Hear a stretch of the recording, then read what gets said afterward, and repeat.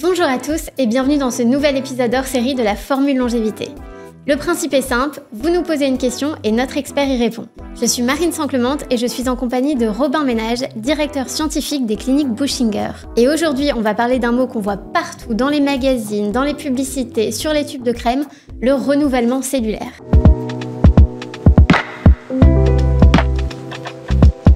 Hello Robin, merci d'être avec nous aujourd'hui. Salut, je suis content de te retrouver.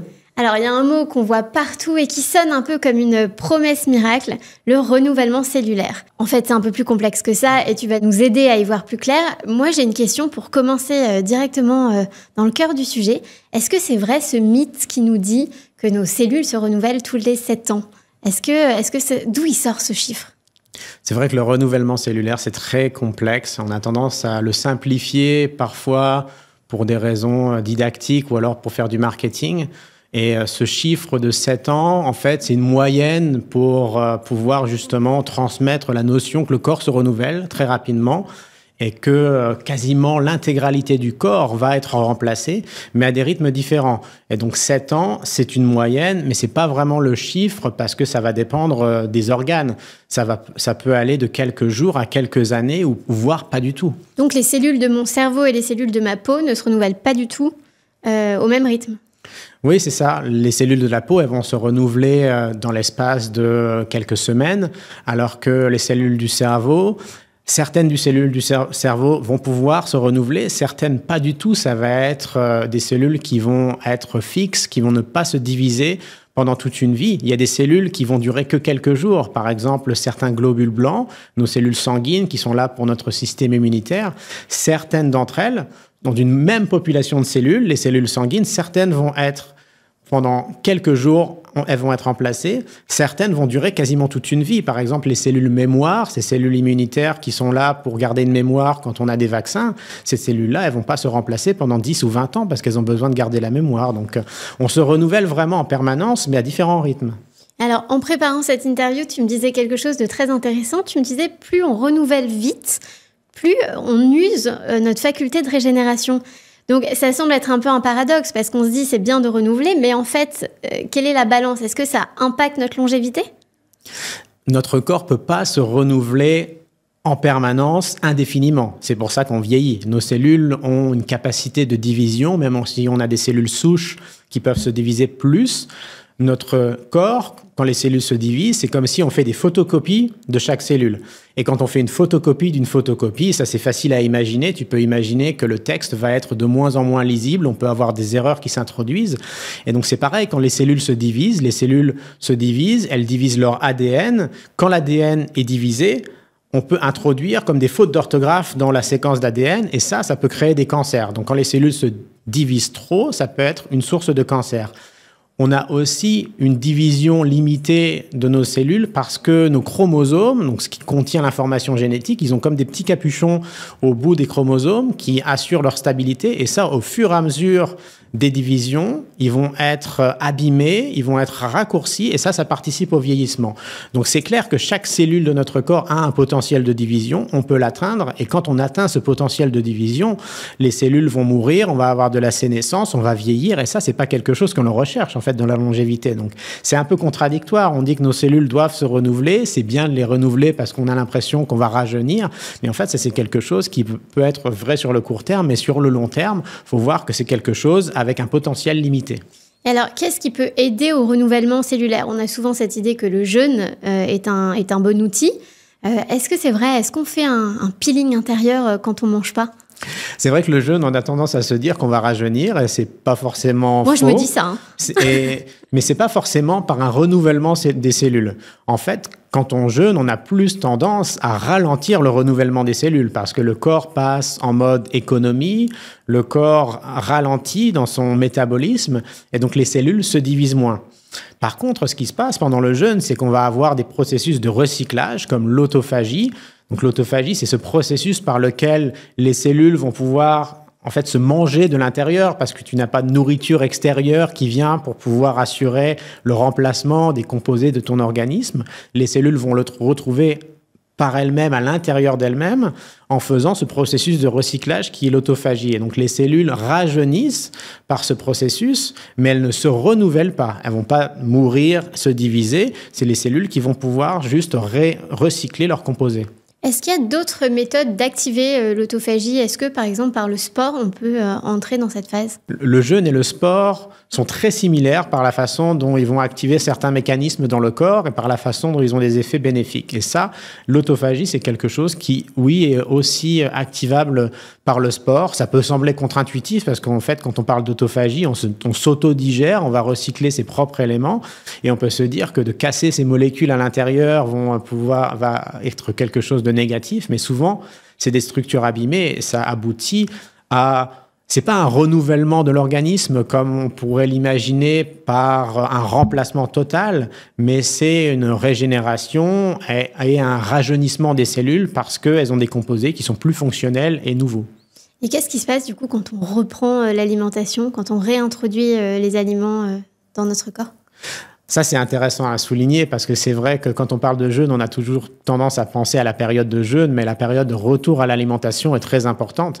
Et ça, d'ailleurs, même dans plein d'études scientifiques, on a tendance à regarder les choses que par un angle en oubliant la réintroduction de l'alimentation. Quand on réintroduit l'alimentation, on va avoir une croissance des cellules. Le corps va utiliser toutes ces molécules qui reviennent par notre alimentation et on va avoir... ici, un renouvellement des cellules. On va accroître la prolifération des cellules et ça va avoir aussi des propriétés thérapeutiques. On le sait, par exemple, au niveau de l'intestin, quand on réintroduit l'alimentation, on va avoir des processus qui vont faire que certaines maladies intestinales sont gérables par le jeûne.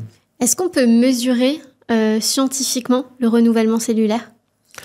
Alors, scientifiquement, on peut le mesurer parce que c'est quelque chose, en fait, qui est mesurable. Alors, c'est intéressant, la première fois où ça a été vraiment mesuré, en fait, c'est à partir de ce qui s'est passé dans des essais nucléaires, parce qu'il y a de la radioactivité qui s'est un petit peu promenée partout, qui est finie dans l'alimentation. Et en fait, quand cette radioactivité est incorporée au sein de nos cellules, on peut savoir laquelle se divise ou pas parce que ça nous permet de les suivre dans leur vie. Et c'est comme ça qu'on s'est aperçu dans les années 50-60 que notre corps se renouvelait en permanence. Mais ça, c'est des choses qui sont scientifiques, très compliquées. On peut le faire avec des marqueurs qui ne sont pas radioactifs de nos jours, mais ce n'est pas quelque chose que l'on peut faire à la maison chez son médecin. C'est vraiment dans le domaine scientifique, pas du tout dans le domaine clinique. Est-ce qu'on peut soutenir ce renouvellement cellulaire avec des compléments alimentaires ? Est-ce qu'il y a des boosters ou c'est juste du marketing ? Pour soutenir le renouvellement cellulaire, on peut regarder ce qui se passe sur la peau, par exemple. Et quand on utilise des crèmes avec des rétinoïdes, ça, c'est quelque chose qui marche. C'est des molécules qui vont pouvoir activer le renouvellement cellulaire.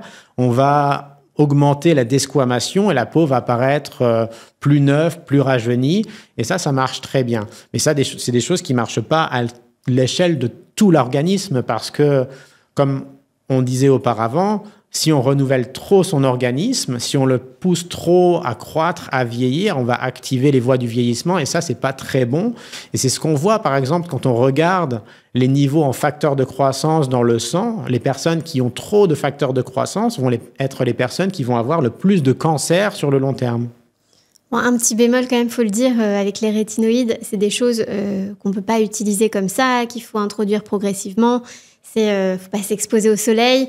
Donc, c'est pas non plus la formule magique, on se tartine de rétinol et tout va bien. Non, c'est vrai. C'est des choses, mais c'est justement la preuve que ça marche. C'est que c'est des molécules qu'il faut introduire progressivement. Il faut faire attention à la dose parce que si la peau se renouvelle trop avec ces molécules, elle va être fragile.